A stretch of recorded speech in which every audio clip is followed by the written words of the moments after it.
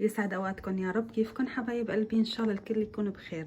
هي رجعت لكم فيديو جديد مثل العادة والروتين اليومي والروتين العطلة. اليوم انا عندي عطلة فحبيت انه اليوم اجهز اكلة اسمها حرب اصبع، اكيد الكل بيعرفها. فجهزت المواد كلها هي مثل ما شايفين: الملح، الفلفل، الكزبرة، الرمان للتزيين، العدس. انا ما هعملها بالعجين بصراحة، هعملها بالخبز.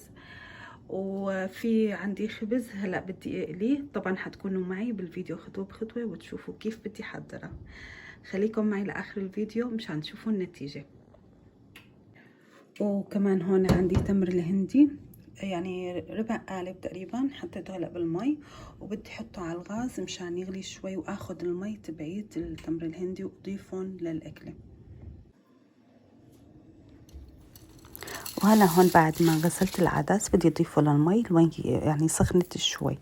وهون بدنا هلا نقطع البصلات، عندي تنتين وهي قطعتهم خالصين سريعة. هلا بدي اقلي البصل وقلي الخبز. بنحط زيت قدر كاسة زيت زيتون. بلشنا بالخبزات،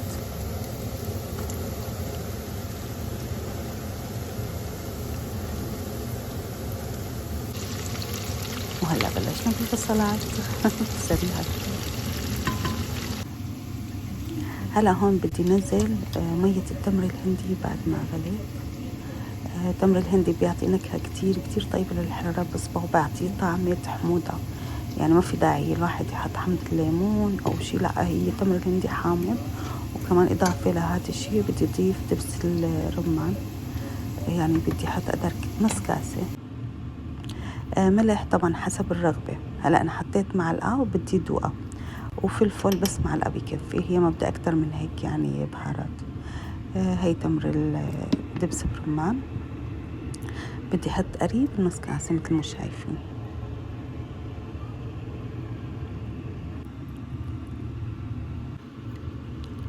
وهلا هون بضل بحرك.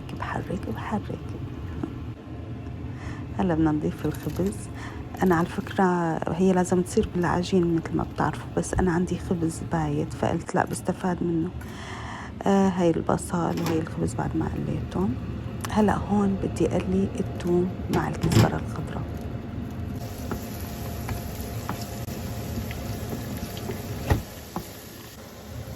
وهي حطينا الكزبرة، الريحة بتجنن، يعني الواحد بيطفي ريقه كثير كثير طيبة ريحة الكزبرة مع الثوم.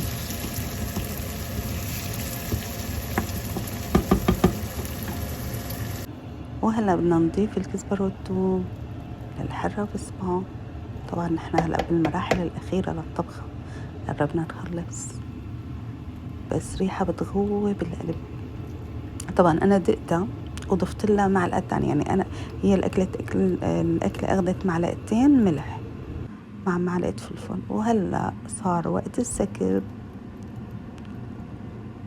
يا عيني والله ريحتها طيبة.